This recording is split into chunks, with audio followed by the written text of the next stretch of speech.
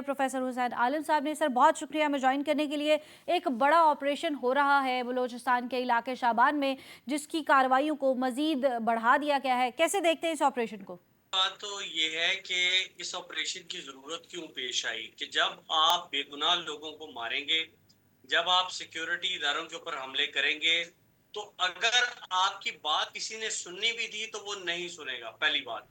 दूसरी बात यह है कि जब आपके इस एलिमेंट के अंदर दुश्मन मुल्क की सपोर्ट शामिल होगी और आप किसी और की गोद में बैठकर खेलेंगे, तो यकीनी बात है कि रियासत अपनी रेट भी कायम करेगी और लोगों को तहफ़्फ़ुज़ भी देगी। बिल्कुल। और इस सिलसिले में जैसा कि आपके इल्म में है कि इसको हम फितना हिंदुस्तान के नाम से याद करते हैं।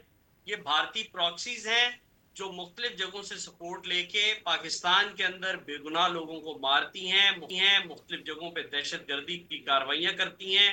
और ख़ास तौर पे जो अभी पिछले दिनों हमने देखा मस्तूंग में और बाकी जगहों के ऊपर और ज़ियारत में, और जिस तरीके से बेगुनाह पुलिस के जवानों को मारा गया और उनकी लाशें फेंक दी गई, तो फिर ये ऑपरेशन ऐसे ही चलेगा।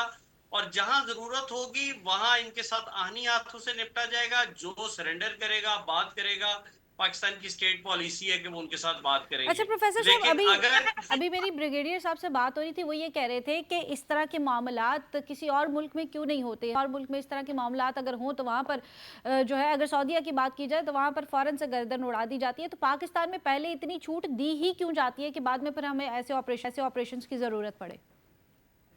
बात यह है कि जो अभी पिछले 70 साल से हम जो कोशिशें करते रहे हैं उसके अंदर कुछ गलतियां शायद हमारे से हुई होंगी कि हमने सियासी मामलात को डंडे के जोर पे हल करने की कोशिश की माजी में।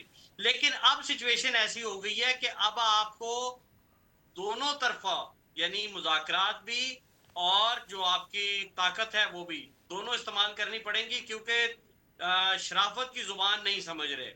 अब आप देखें ना कि जितनी जगहों के ऊपर बैंक उड़ा दिए, मुख्तलिफ जगहों पे कब्जे कर लिए, एक डीसी साहब शहीद कर दिए पिछले दिनों। इसके अलावा क्या उसको कहते हैं, बेगुनाह लोगों के ऊपर रोज आए दिन rate of the state challenge हो रही है।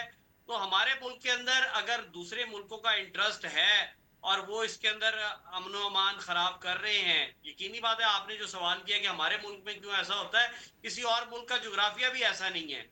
किसी और मुल्क को तीन तरफ से दहशतगर्दी का सामना भी नहीं है। आपको अफगानिस्तान से भी दहशतगर्दी का सामना है, आपको इंटरनल जगहों से भी दहशतगर्दी का सामना है, और आपको भारत की तरफ से भी है।